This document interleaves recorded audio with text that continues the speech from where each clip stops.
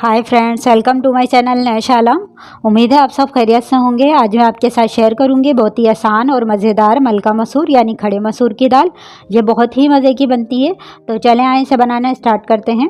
सबसे पहले हमें जिस पतीले में दाल बनाना है वो ले लें। जो भी बर्तन लें आप वो खुला हुआ हो, क्योंकि दाल पक के फूलेगी तो ज़्यादा हो जाएगी। ठीक है, अब तमाम दाल इसमें डाल देते हैं। दाल मैंने लिए 250 ग्राम यानी 1 पाव। ये आधे घंटे से भीगी हुई थी, तो इसी को देखते हुए मैं 4 कप पानी डाल देती हूँ। 1 प्याज जिसको मैंने रफली कटिंग किया है ये डालेंगे। 1.5 टीस्पून अदरक लहसुन का पेस्ट जाएगा। हल्दी 1/2 टीस्पून और पिसी हुई लाल मिर्च 1.5 चाय का चम्मच। नमक 1 चाय का चम्मच, ये अपने टेस्ट के हिसाब से शामिल कर दीजिए। बस ये चीज़ें इसमें डाल के उबाल आने का वेट करेंगे। देखिए उबाल आ गया है। चूल्हे की आंच कम करके कवर कर दें। तकरीबन 35 से 40 मिनट के लिए छोड़ दें ताकि दाल अच्छी सी गल जाए। देखें 40 मिनट हो चुके हैं, दाल खूब अच्छी सी गल गई है। अब या तो आप घोटने वाले से घोट दें, ये बहुत अच्छी गल गई है इसलिए मैं इसे स्पून से इस तरह से करूँगी तो भी हो जाएगी।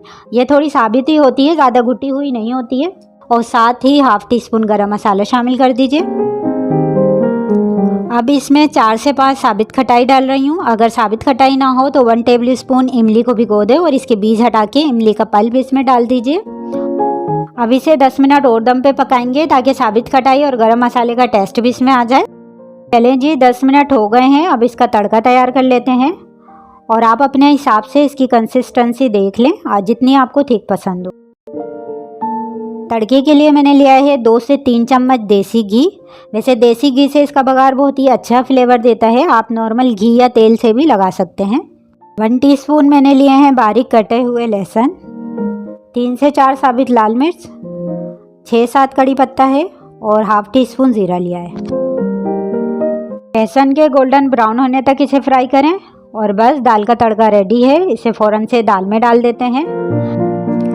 और देखा आपने, ज़्यादा मेहनत भी नहीं लगी और मज़ेदार सी मलका मसूर की दाल बनके तैयार है। अब मैं इसे सर्व करके दिखाती हूँ।